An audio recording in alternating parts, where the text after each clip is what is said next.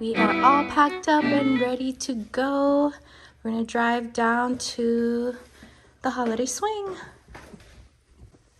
And guess what we woke up to this morning?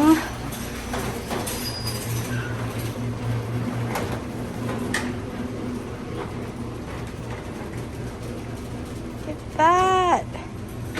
Oh my gosh. It's snowing. My eyes. It's legit snowing on our first pop-up day. Oh my gosh. We were all so excited about the snow because it was the first snowfall of the winter here in KC. I'm not really big on the cold and I'm not a fan of long cold winters, but the first few snowfalls of winter are my favorite. It was so beautiful. Anyways, we're on our way to our first day of the holiday swing, which if you watched my last vlog, this one is going to be our last local pop-up here before we move to Nevada. The holiday swing is a local holiday pop-up that goes for 4 straight weekends until right before Christmas. Last year we did 2 weekends of the holiday swing, but this year we decided just to do the first one. This one being the Saturday and Sunday right after Thanksgiving. This year it's taking place at a local brewery, Reiger & Co.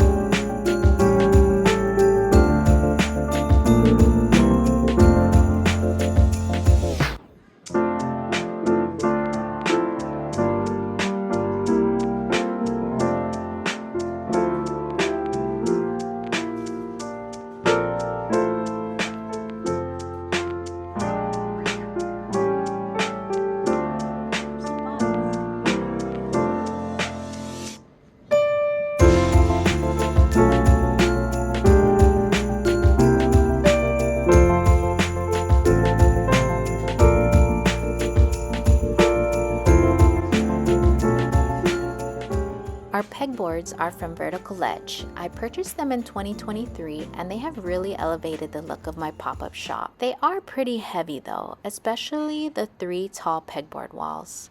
I can set them up fine on my own, but they're too heavy for me to transport from our car by myself.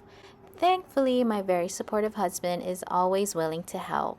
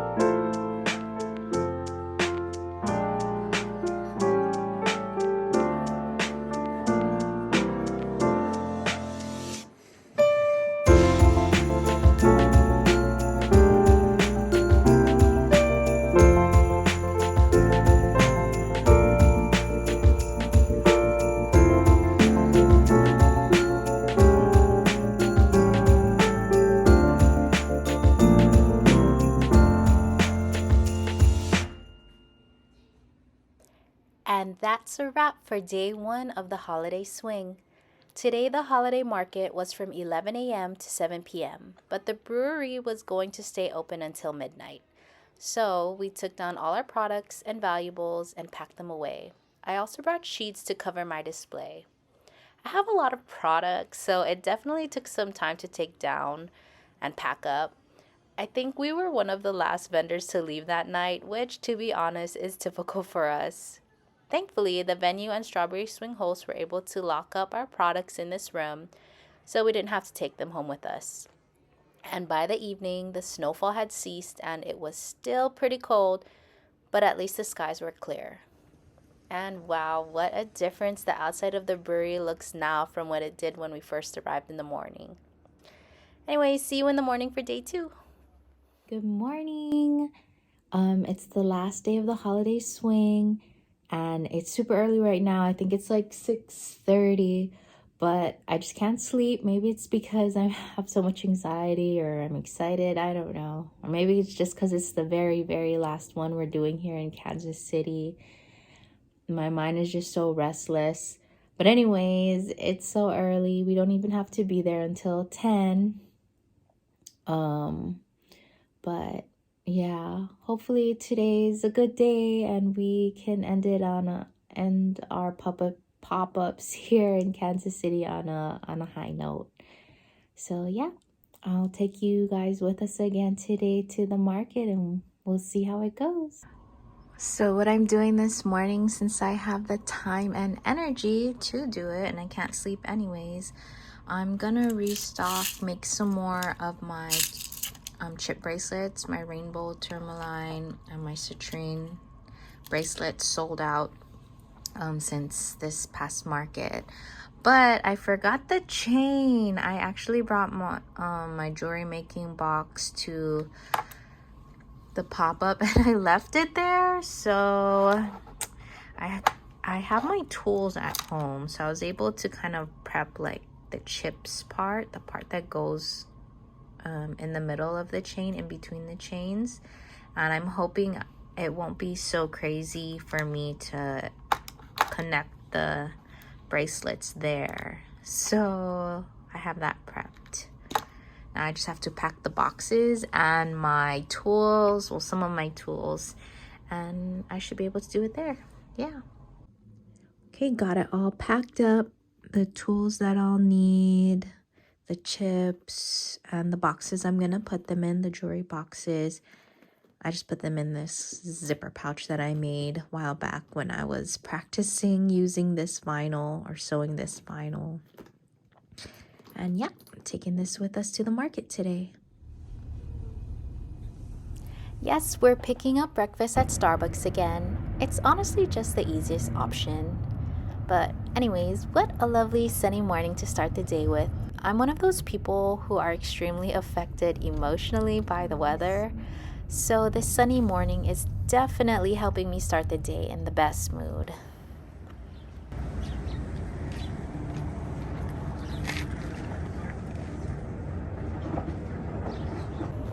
It's so cold still.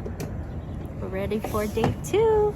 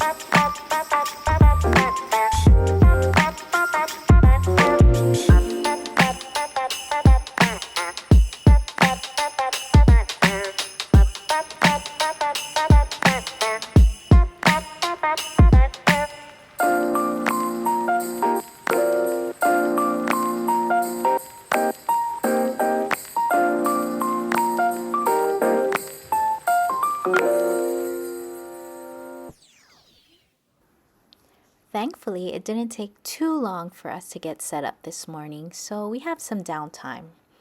I'm gonna show you what I keep behind the booth. Here I keep jewelry boxes and bracelet pouches, my square reader for credit card purchases and extra business cards. Also, I keep my cash box and a notebook for bookkeeping and taking notes or writing reminders. And my shopping bags for customers are down here. Then all of our personal stuff back here with my boys. They usually stay with me unless the markets are a really long one. I also keep my backstock back here. My extra bracelets are in these boxes and my sewn accessories in my plastic drawer. And here I'm just adding the chains to complete my gem chip bracelets. I didn't realize how difficult it would be to do without proper lighting, but it turned out okay.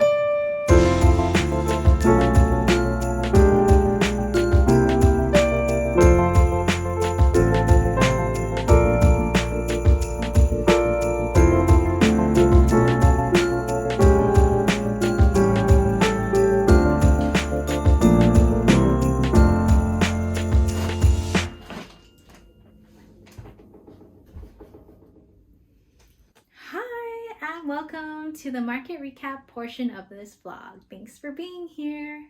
So in all honesty, it has been about 2 weeks-ish since the actual market finished, but I've been just really busy in my personal life and us getting prepared for our move and everything else, so I haven't been able to make this video until now. So sorry, it's not like super fresh, but I did take notes and everything, so I think I'll be okay with the market recap. Anyways, at the very beginning of this vlog, I shared that the Holiday Swing is a holiday market set up to be 4 consecutive weekends of holiday pop-ups, and this year it was taking place at Reiger and Company. Last year we did 2 of the weekends for the Holiday Swing, but this year we chose to just do the first weekend, which was the weekend following Thanksgiving and Black Friday. So let's talk about the application process. So the Strawberry Swing Indie Craft Fair was our host for the Holiday Swing, or this event that we attended. So they release all their applications for vendor events on their website, and they make announcements on their Instagram when new applications go live. So we decided that we only wanted to apply for the very first weekend. All the vendors were given the option of choosing either an outdoor booth or an indoor booth space. And this year we decided that we wanted to try an indoor space during the winter, because last year we only did outdoor pop-ups in the winter, and that was an experience, a very cold experience. So we were happy to have the indoor option. So in the application it said if you were going to select the outdoor vendor option, that'd be $150 per day. And if you wanted the indoor option, that'd be $175 per day.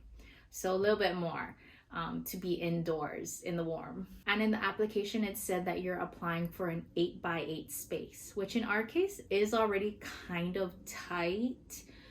for my setup and the types of things that I sell. But we just decided to go for it because this was going to be our last pop-up with Strawberry Swing. And at the time, we didn't know it was going to be our last pop-up altogether here in Kansas City, but that's just what happened. So if you probably saw in the video that there was a kind of a tent, a big outdoor tent. And we didn't actually know that in the application. They just said that they would be providing tents for outdoor spots. If I knew it was a big tent and all us vendors would be together in it, I may have chose that one just to save some money on the application fee.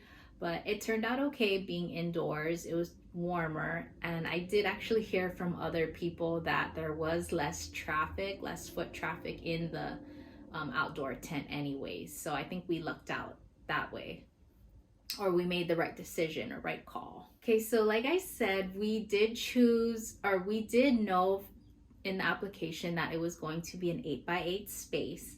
But just, I think it was 1 or 2 days before the actual first day of the pop-up, we were told that we need to be prepared to have an 8x4 to 6 space. And I was like, what? Like, first of all, I knew I would not have applied at all if that was what it said in the application. So I was kind of upset about that. And then come to find out, for the first day of the pop-up, everybody had kind of a different space anyways. It was really weird.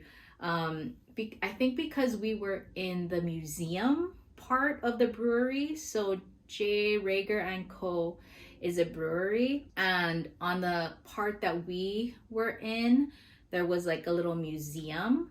And we were kind of placed around the museum area. So everybody just had kind of a different shape to their vendor space, if that makes sense. I don't know if you could tell by the video that I showed, but our space ended up being kind of like a little weird L-shaped pocket, which, you know, we made it work. I wasn't that happy with it, but we made it work, and it was actually more space than I had thought we were going to have when they told us we were going to have a 8x4 to 6 feet section. So it was fine. We made it work. Okay, so let's talk about day 1 of the pop-up event. So if you recall, day 1, we were surprised to see that it had snowed overnight, or I don't know if it was overnight or just early in the morning. We did not expect it at all, and we were watching the weather pretty much all week, and our weather apps were not showing snow. So when we woke up and we saw snowfall outside our window and on our Ring camera, I could not believe it when we opened the doors and really saw a lot of snow. So we had not planned for that. And you would think because we're an indoor booth, that it wouldn't matter for us, and for the most part it didn't. The main thing that affected us with the snow was, well, one, getting there, because anybody that's ever tried to drive from after fresh fallen snow will know that how dangerous and scary it kind of is. Like, I don't think the city was prepared, because it was technically the first snowfall in Kansas City for the winter, and nothing was plowed yet when we left in the morning. And we didn't really leave that late. I feel like we left maybe around 7, after 7. I'm just kind of guessing, but it was already like a little bit later in the morning, and nothing was plowed. And, you know, roads were icy. And actually, when we were driving, we were trying to be very slow and careful, because we did see already kind of wrecked cars on the side of the road, probably from driving early in the morning when it was still dark. So yeah, that was a little scary. And actually, even when we were taking one of the exits near our new soccer stadium, there was an exit in the clip where we're going down off the freeway.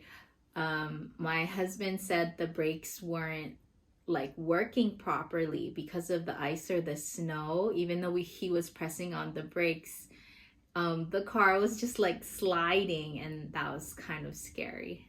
Anyways, so getting there was a pain. And then also once we were parked, so for this specific venue, there's not really any covered parking lot or garage, and the walkway is just out in the open on the sidewalk. And like I said, nothing was plowed, everything was covered in snow, and the snow was still falling at the same time. So thankfully we had a blanket in the car, so we just used our single blanket. My husband did it. I feel he's so amazing for doing it for us, but he had to just use that one blanket back and forth multiple trips, covering our things so it didn't get like soaked in the snow. And when he dropped it off, he had to come back and everything and just use the blanket again to cover everything. Otherwise, like, the snow would have gotten on all our things and on my products even possibly, and damaged things, and yeah, that would have been horrible. So that was a kind of a pain. And there's a little clip of my husband kind of like trekking through the snow, and we felt so bad. He said we could stay in the car because I had to feed the boys their breakfast, and then he just went back and forth like 3 or 4 times. I felt so bad, but he's so amazing. So grateful for him. But yeah, that was something. The snow was beautiful though. Like it was really beautiful to see the very first snowfall, and it did kind of put us in a good mood just like seeing the snow. But yeah, that was also a bit of a pain. When we finally got inside and we started setting up, we found our spot. The great thing about our spot was that we were right by the entrance, which was awesome, and we were right next to a window. I really hate when we have to do events in like rooms where there's no windows to the outdoors. It's just so gloomy feeling. I really don't like being, or claustrophobic feeling. So I was happy we were right next to a window, and we could see everything outside and get a little bit of sunlight. I know, weird, it's important to me. But anyways, so in that sense, we had a good spot. But if you saw kind of our setup, it was a little bit of an awkward space because it was almost like a little aisle people had to walk through or like walk into to get to our spot or our display. Sometimes customers, because the way we were placed, me and my vendor neighbor, we were placed kind of awkwardly, where our customers would kind of get confused if her products were mine, and if my products, well, mostly if her products were mine, I guess, where I was sitting. People were trying to pay for her items with me, and I'd have to kind of send them off and like direct them, like, oh no, that's hers, you can pay with her over there. But yeah, so the placement was a little weird and confusing. I don't know if some people felt, because of how my spot was, if they felt kind of awkward or uncomfortable walking into the little pocket that I was. And so maybe some people just passed me by, but I didn't notice too much of that. I felt like a lot of people, even just if they were window shopping and looking, they seemed okay walking into my spot. So even though it was a weird and awkward setup and not one that I would have preferred, the spot was okay. So my husband and the kids stayed for the morning half or morning part of day 1. The whole day was from 11 a.m. to 7 p.m. That's not including our setup time and breakdown. But they stayed for the first couple hours. They even played with the snow outside. And everything, but because it's a longer day, they went home, and then I was there on my own for a few hours, which was fine. I feel like it's kind of safe. It feels safer when you're indoors and you're in an actual restaurant or venue, brewery in this case. So I didn't feel stressed about that, being on my own.